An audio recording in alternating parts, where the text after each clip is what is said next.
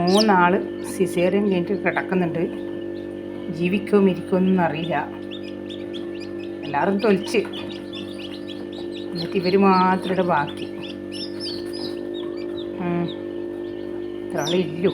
നോക്കാം നമുക്ക്, ജീവിക്കോ മരിക്കോ എന്നല്ല. കണ്ട കുഞ്ഞിൻ്റെ ഓരോരോ അനക്കങ്ങളെല്ലാം കണ്ട.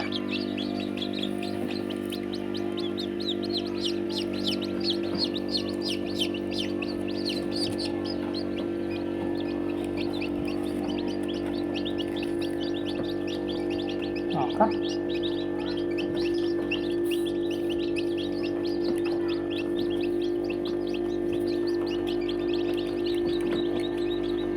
ഇതിങ്ങനെ തടിച്ച മുട്ടയിലാകുമ്പോൾ ഇങ്ങനെ മുറുകുന്നതാണ്, അങ്ങനെ സംഭവിക്കുന്നതാണ്. ഇതിൻ്റെ മറ്റേ സംഭവം എന്തെന്ന് കയലയാണ്. ഇതവരെന്നെ പൊട്ടിച്ചിട്ട് വരണം. നമ്മൾ പൊട്ടിച്ചാൽ പിന്നെ ചോരയിൽ മുങ്ങും. മുമ്പെല്ലാം അങ്ങനത്തെല്ലാം അക്കടി പറ്റലുണ്ട്. ഇപ്പം പിന്നെ അങ്ങനെ ഓരോന്നിലൊന്ന് പഠിച്ചുകൊണ്ട് ഇപ്പം അങ്ങനത്തെ അക്കടിക്ക് പോയില്ല. ബാക്കിയുള്ള ആളത് ഇതാ, ബാക്കിയുള്ള ആളെല്ലാം ഇങ്ങനെ ഇതുണ്ട്. ഇതാരെന്ന് അറിയാം നിങ്ങൾക്ക് മനസ്സിലായില്ല. പണ്ടൊരു 120 മുട്ട വെച്ചിട്ട് പിന്നെ 65 മുട്ട എരിഞ്ഞു നിർത്തേ. 65 മുട്ട ആ മുട്ട പോയപാട് ഞാൻ വേറെ പുതിയ മുട്ട വെച്ചിന്. 50 മുട്ട വെച്ചിന്.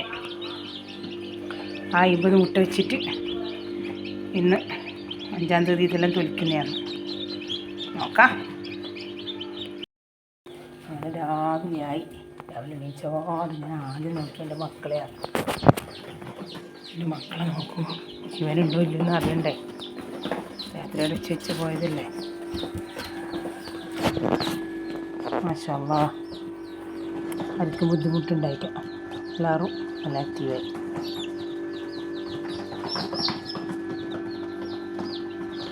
എല്ലാവരും തൊലിച്ച് കഴിഞ്ഞ്. 1 2 3 6 മുട്ടയുണ്ട്. പക്ഷെ അത് ഇനി തൊലിക്കൂല. അത് തൊലിക്കാത്ത മുട്ടയാണ്. അൽഹംദുലില്ലാ.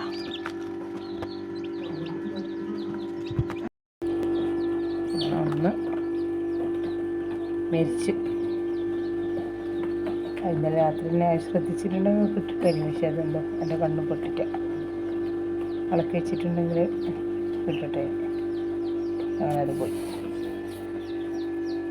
അങ്ങനെ 6 മുട്ട മോശം ഒന്ന് മരിക്കുകയും ചെയ്ത്